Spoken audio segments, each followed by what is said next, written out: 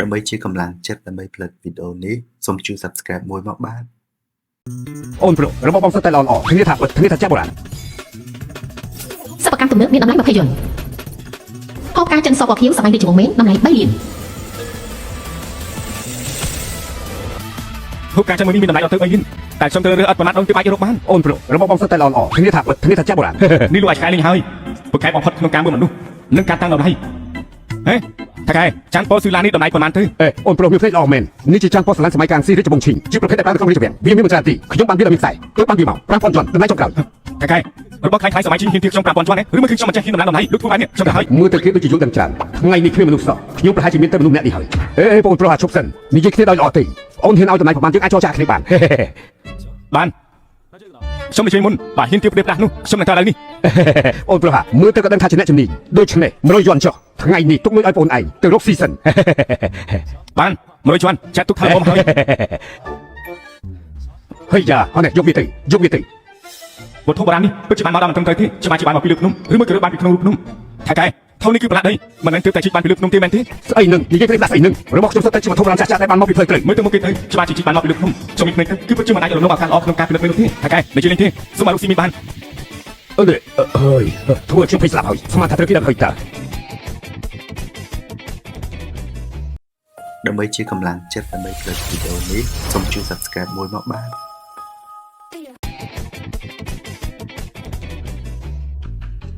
ទីនេះទទួលវត្ថុបុរាណដែរទេហាងជួបបៅចៃរបស់យើងជាហាងចាស់ជាង100ឆ្នាំយើងមានទទួលវត្ថុបុរាណពិតៗឯងមកពីណាទៅបញ្ញាទេកុំនៅឲ្យខ្ញុំឃើញនេះគឺជាឈើប្រទ្រីដែលទៅរួមផ្ទះបាញ់មែនទេថែមទាំងដុំធំបែបនេះមើលទៅគុណភាពនេះពិតជាកម្រណាស់គឺសម័យរាជវង្សមីងហូបផ្កាចិនសពណ៌ខៀវបានម្ចាស់មិនស្វាគមន៍ទេខ្ញុំនឹងទៅក្មួយប្រុសអសុំឈប់សិនលោកឈប់សិនមិនមែនមានន័យបែបនេះទេមនុស្សថោកឯងនិយាយជាមួយភ្ញៀវយ៉ាងម៉េចនឹងមិនក៏មិនចេះទៅក្រៅទេបាទខ្ញុំតែហើយ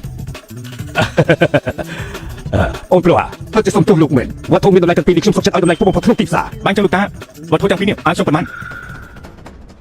ឈើនេះតែត្រូវរំទះមានគុណភាពទុនល្មើយស្នាមរំទះច្បាស់ល្អថែមទាំងធំដុំបែបនេះពិតជាកម្រណាស់គឺជាវត្ថុធាតុដើមកម្រិតកំពូលតម្រូវការទីផ្សារគឺធំណាស់ហាងទូប៉ៅចាយខ្ញុំអាចឲ្យលោក 1.2 លានតម្លៃឈើប្រទ្រីរំទះបាញ់នេះតម្លៃគួរជាងអ្វីដែលខ្ញុំគិតទៅទៀតតម្លៃដែលប្រព័ន្ធត្រួតពិនិត្យគឺ1លានគាត់ឲ្យ 1.2 លានប៉ុន្តែមើលទៅមកលោកតានេះខ្ញុំអាចជាមានប្រាក់ចំណេញបន្តិចទេចំណែកធូបការចិនសពណ៌ខៀវនេះគុណភាពល្អិតល្អន់ពណ៌ខៀវស្រស់ថ្លាគំនូរលម្អរត់តាមលំនាំល្អនេះពិតជាវត្ថុកម្រនៃសម័យកណ្ដាលរាជវង្សមីងខ្ញុំឲ្យលោក 2.6 លានធូបស្មៃនេះប្រព័ន្ធថា3លានតម្លៃដែលខ្ញុំប៉ាន់ស្មានគឺ 2.8 លានលោកតាធូបការចិនសពណ៌ខៀវនេះមកក្រោម 2.8 លានខ្ញុំមិនលក់ទេក្មេងម្នាក់នេះក៏ស្មានតម្លៃបានត្រឹមត្រូវយ៉ាងនេះមើលទៅគេស្ងប់ស្ងាត់ហើយមានទំនុកចិត្តទំនងជាគេនឹងមានរបស់ល្អៗជាច្រើនទៀតល្អក្នុងនាមបងប្រុសបាននិយាយទៅហើយខ្ញុំនឹងធ្វើតាមពាក្យលោកនិយាយ2លាន8សែនសរុប4លានឥឡូវនេះខ្ញុំនឹងផ្ទេរប្រាក់ជូនលោកផ្ទេរប្រាក់ជូនគណនីបានជោគជ័យ4លានជាន់គត់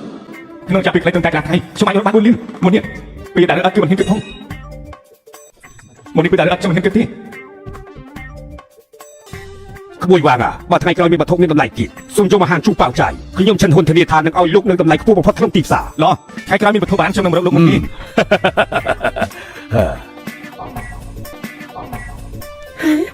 តាខ្ញុំម្នាក់មុននេះគឺអ្នកណាគេឈ្មោះវ៉ាងស៊ីវយន់គឺជាយុវជនដ៏ល្អម្នាក់នៅក្នុងដៃគេមានរបស់ល្អកូនស្រីថ្ងៃក្រោយបើគេមកទៀតកូនត្រូវតាក់ទងជាមួយគេបានច្រើនណាស់វ៉ាងស៊ីវយន់មានលុយប៉ុណ្ណឹងហើយទិញតែថ្មីឲ្យបាយជាមួយសិនបន្តមកគឺទិញណានតែសួរជាមួយចំណែកខ្ញុំនឹងរៀបការជាមួយនៅរីស្បៃសមានទ្រព្យសម្បត្តិសម្រាប់នារីស្អាត80ពិន្ទុពាក់អាវក្នុងតម្លៃ$50ខោតាំង$150អាវតាំង$100តម្លៃសរុប$200ពាក់ភ្នែកពិនិត្យមើលគឺពិតជាអាចពិនិត្យមើលឃើញអ្វីគ្រប់យ៉ាងបានត្រូវតែប្រចាំទៀតបានមើលអីមនុស្សរកចិត្តមិនបានទេឥឡូវមិនមែនជាពេលសម្រាប់ទេត្រូវប្រើសមត្ថភាពពិនិត្យទៅលើភ្នំដើម្បីរកទៀតដើម្បីជាកម្លាំងចិត្តដើម្បីផលិតវីដេអូនេះសូមជួយ Subscribe មួយមកបាទ